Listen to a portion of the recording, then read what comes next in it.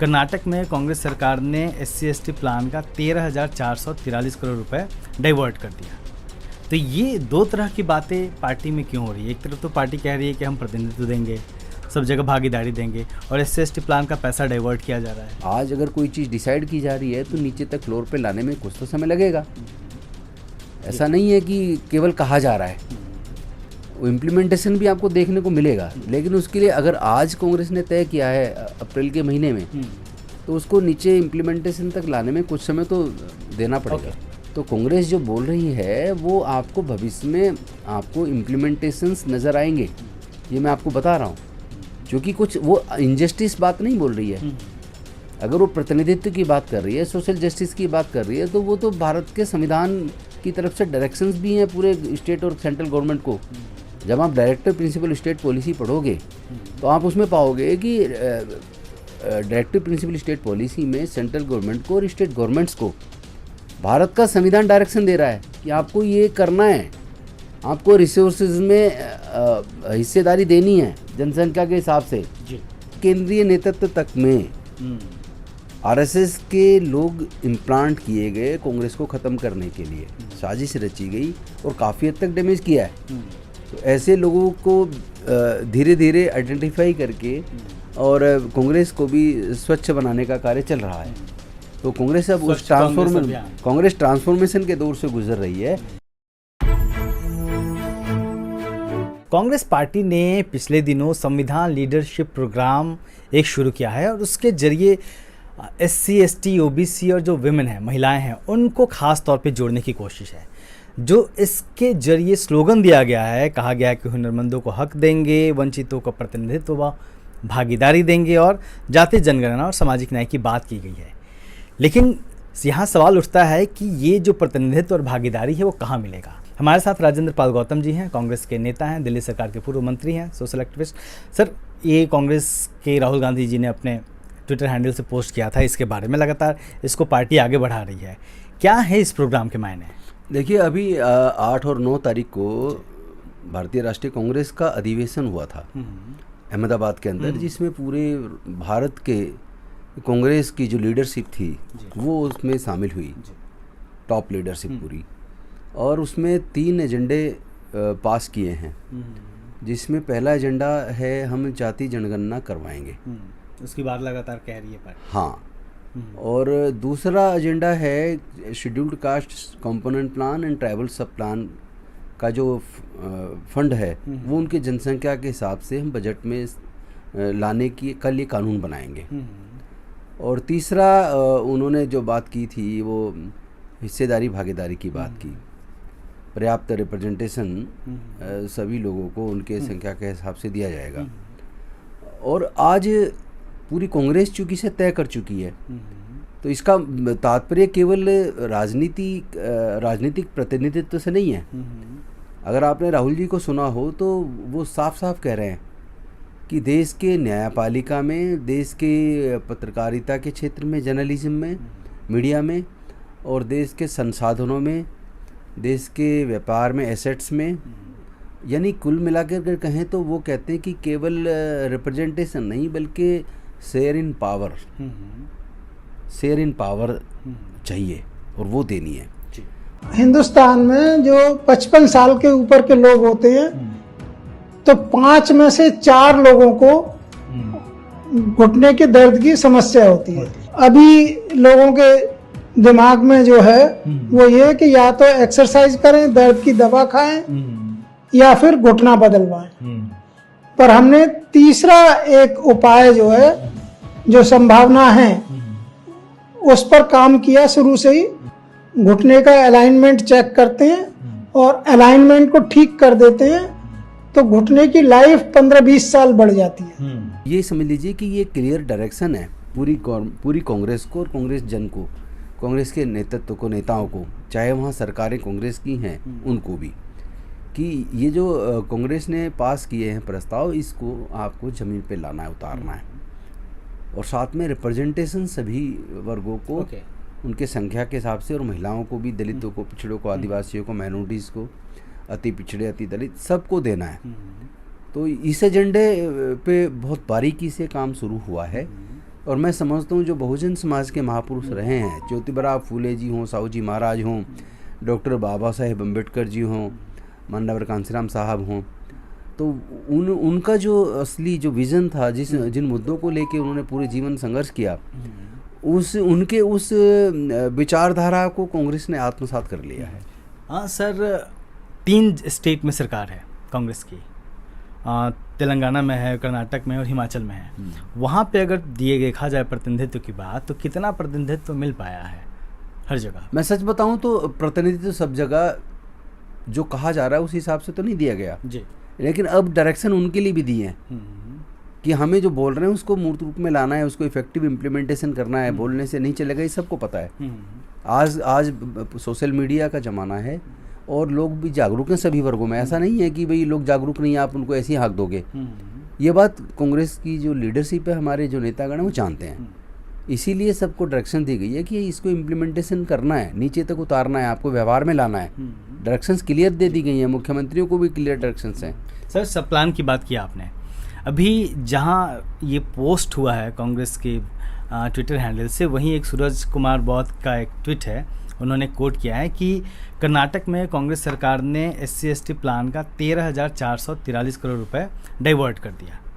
तो ये 2 तरह की बातें पार्टी में क्यों हो रही है? एक तरफ तो पार्टी कह रही है कि हम प्रतिनिधित्व देंगे, सब जगह भागीदारी देंगे, और SC/ST प्लान का पैसा डाइवर्ट किया जा रहा है। देखिए, पहली बात तो मैं बता दूं, भारत के अंदर कोई एक भी सरकार ऐसी नहीं है जी, जिसने, चाहे वो किसी भी पार्टी की हो, जिसने scheduled caste component plan fund को और ट्राइबल सब प्लान फंड को डाइवर्ट ना किया हो। लेकिन सर, जब हम मैं आपके सवाल का जवाब दे दूं, अब क्लियर कट डायरेक्शंस कांग्रेस नेतृत्व ने दे दिया है मुख्यमंत्रियों को भी कि जो कांग्रेस ने तय किया है उसको इम्प्लीमेंटेशन करना है। तो आप थोड़ा इंतज़ार कीजिए। आज अगर कोई चीज़ डिसाइड की जा रही है तो नीचे तक फ्लोर पे लाने में कुछ तो समय लगेगा। ऐसा नहीं है कि केवल कहा जा रहा है, वो इम्प्लीमेंटेशन भी आपको देखने को मिलेगा। लेकिन उसके लिए अगर आज कांग्रेस ने तय किया है अप्रैल के महीने में, तो उसको नीचे इम्प्लीमेंटेशन तक लाने में कुछ समय तो देना पड़ेगा। मतलब जब से घोषणा हुई उसके बाद से चीज़ें जुड़ जाएं। मीडिया में हिस्सेदारी की बात राहुल गांधी हमेशा कहते हैं, उन्होंने अपने प्रेस कॉन्फ्रेंस में भी पूछ लिया था कि यहाँ कितने SC/ST OBC हैं। मीडिया जो है जिस तरीके से काम करती है, वो जो सरकार का पैसा होता है, सरकारी विज्ञापन होता है, देश की तमाम बड़ी मीडिया उसी पे खड़ी हुई है। चाहे आप किसी भी अखबार को उठा के देख लें, और जो उद्योगपति हैं उनके पैसों पे।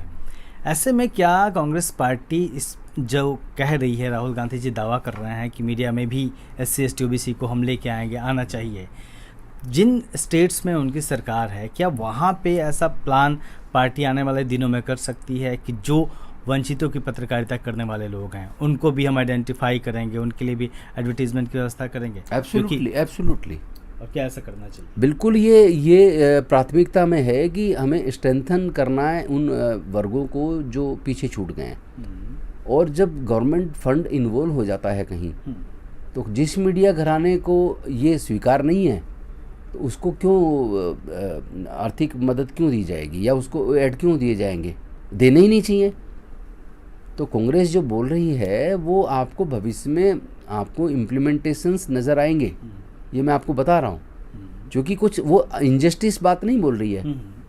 अगर वो प्रतिनिधित्व की बात कर रही है, सोशल जस्टिस की बात कर रही है, तो वो तो भारत के संविधान की तरफ से डायरेक्शंस भी हैं पूरे स्टेट और सेंट्रल गवर्नमेंट को।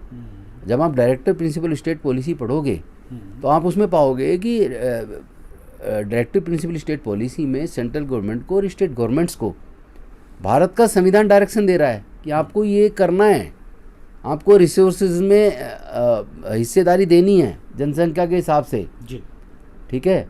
और जो भी व्यक्ति से जुड़े मसले हैं, चाहे राइट टू एजुकेशन हो, चाहे राइट टू फूड हो, राइट टू वर्क हो, राइट टू इंफॉर्मेशन हो, ये सारी चीज़ें जो आई हैं वो directive principle of state policy से निकल के आई हैं। वैसे तो डॉक्टर बाबा साहेब अम्बेडकर उसको फंडामेंटल राइट बनाना चाहते थे इन सब चीज़ों को, लेकिन फंडामेंटल राइट जो कुछ बने और कुछ को उन्होंने डायरेक्ट वो उस पर संवैधानिक सभा जो एग्री नहीं हुई थी तो वो उनको डायरेक्टिव प्रिंसिपल स्टेट पॉलिसी में डाला।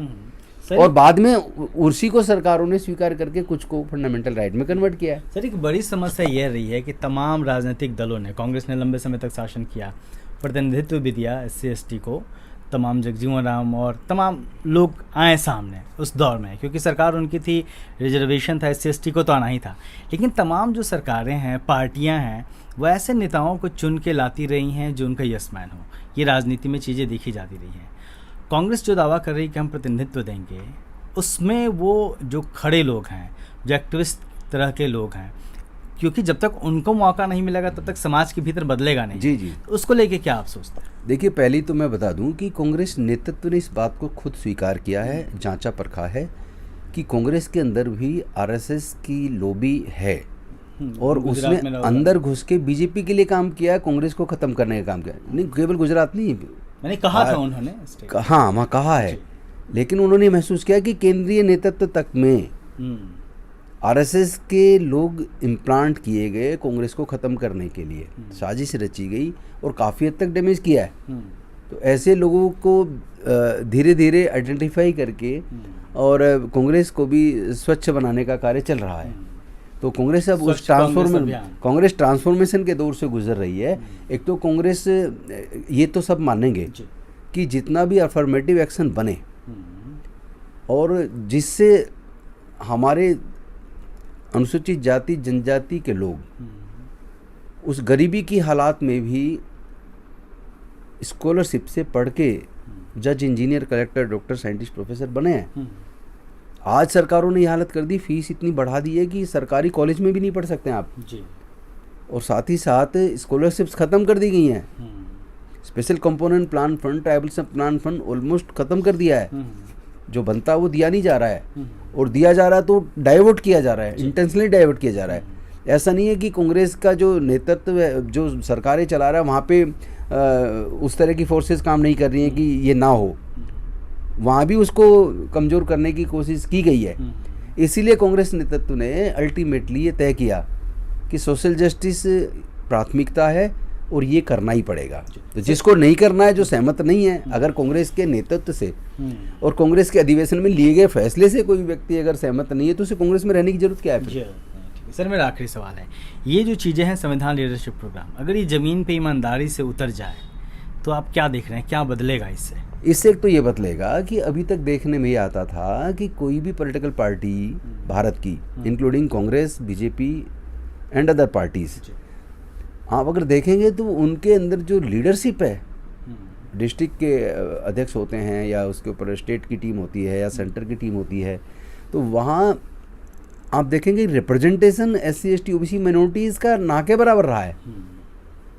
उनको साइड बाइड छोटी मोटी साइड की पोस्टें रखी हैं, उनको कभी मेन लीडरशिप उसमें नहीं रखा है।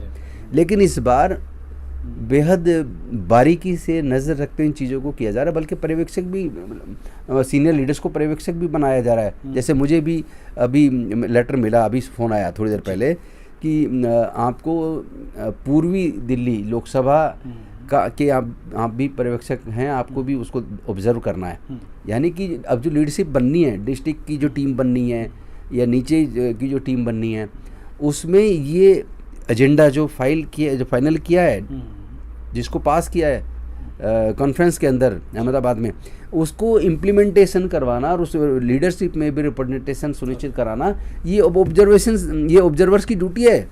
उस पर उसको देखना है सही मायने में जो कांग्रेस लीडरशिप की के द्वारा लिए गए निर्णय को इफेक्टिव इम्प्लीमेंटेशन करवाना है। बहुत तो वो चेंजेस आपको निश्चित तौर पर भविष्य में देखने को मिलेंगे। ओके, बहुत शुक्रिया सर। तो राजेंद्र पाल गौतम जी का कहना है कि जो घोषणाएं हुई हैं, अधिवेशन से जो चीज़ें निकल के आई हैं, उसके बाद थोड़ा सा वक्त पार्टी को देना चाहिए और ये जो चीज़ें, जो बातें हो रही हैं वो निश्चित तौर पे होगी। तो जब इतनी दिक्कतें खड़ी हैं SC/ST समाज के साथ और तमाम संभावनाएं जो कांग्रेस उम्मीद जता रही है, तो जब घोषणा हुई है तो निश्चित तौर पे आने वाले दिनों में देखना होगा कि कांग्रेस पार्टी जो बातें कह रही है ज़मीन पे वह कितना उतरती है। कैमरा पे साथी सुशांत के साथ में अशोक दास, दिल्ली दस्तक।